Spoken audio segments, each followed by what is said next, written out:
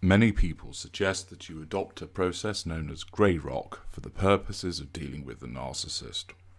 It is understandable why people advocate such an approach.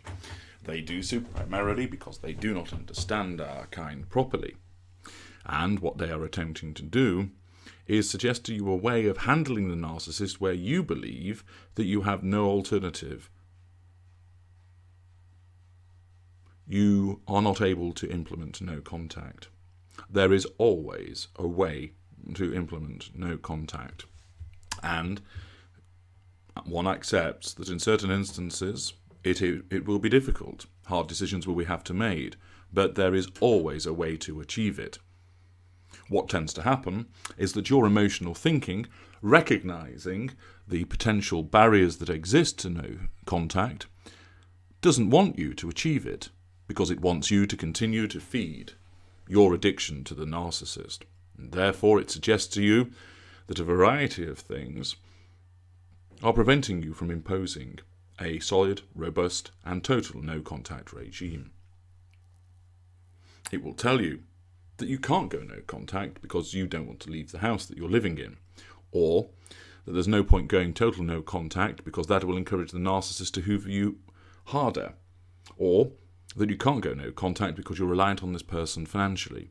These and 1,000 other reasons race around, some more applicable than others to you, in an attempt to dissuade you, whilst you are in the midst and the grip of emotional thinking, from imposing a total no contact regime.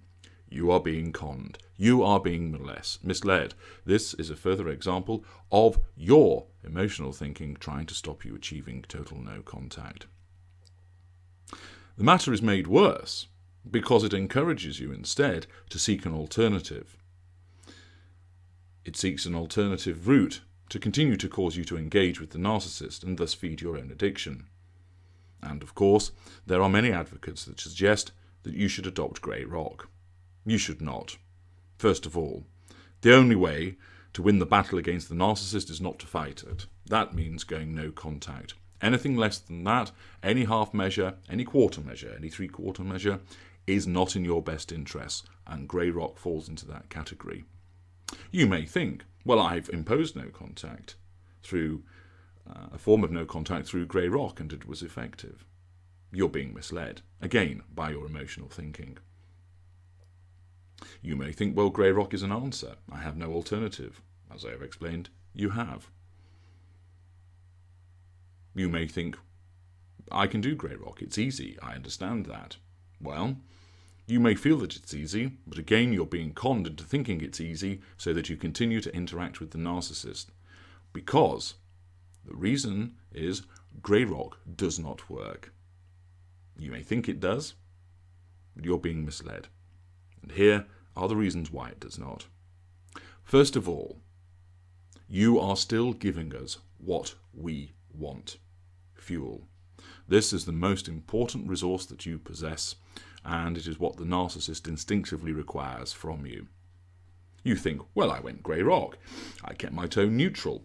I didn't look that person in the eye. Therefore, when I interacted with them, I was not providing them with any fuel. Wrong.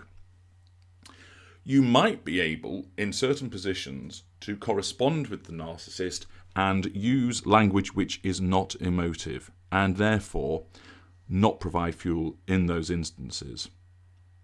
Of course, ask yourself, why am I communicating with the narcissist at all? It might be that it is a consequence of court-ordered communications with the narcissist. In such circumstances, you have to obey that court order. But there is a chance that your emotional thinking will make you even write in emotive language, where you express emotion towards the narcissist. But in written communication, that gives you the best chance, if you have to communicate, of not providing fuel, because you can choose the words and choose unemotive language.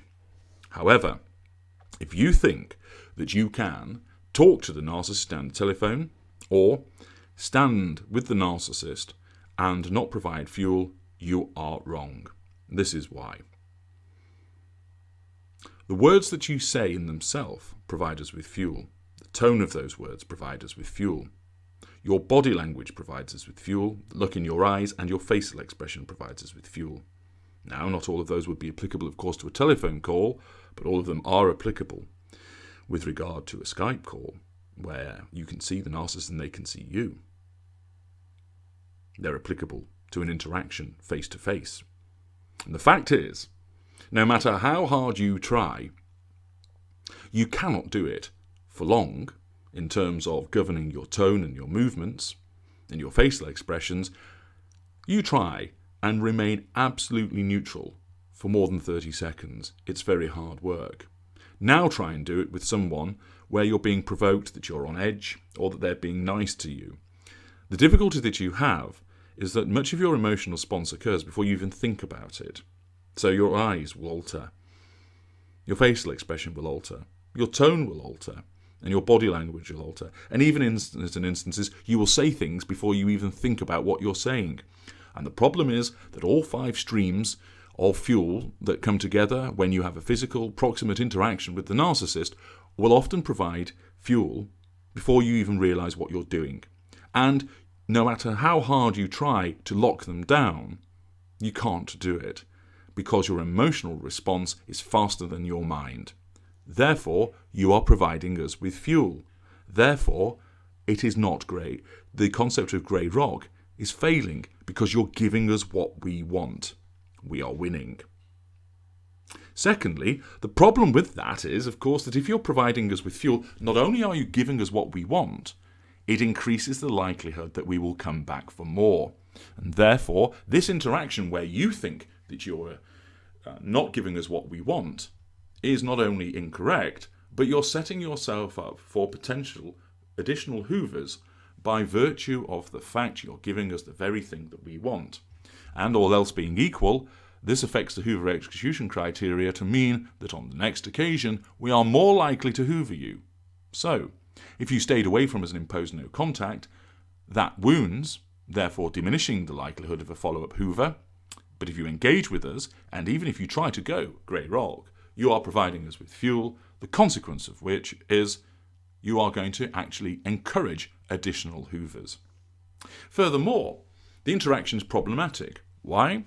Because if you are trying to stop giving us something, we perceive that you are trying to control us. And, as I've explained elsewhere, that we are hypersensitive to the issue of control, and where we perceive that you are trying to wrest control away from us in some way, we are instinctively designed to fight that. We are instinctively designed to stop it, counter it, fight back against it.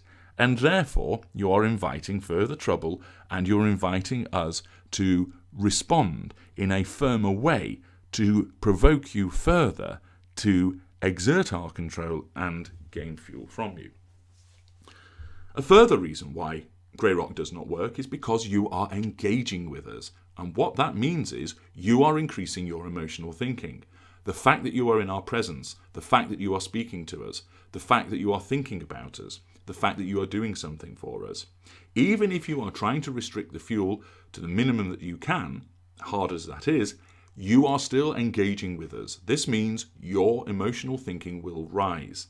This is a very bad thing.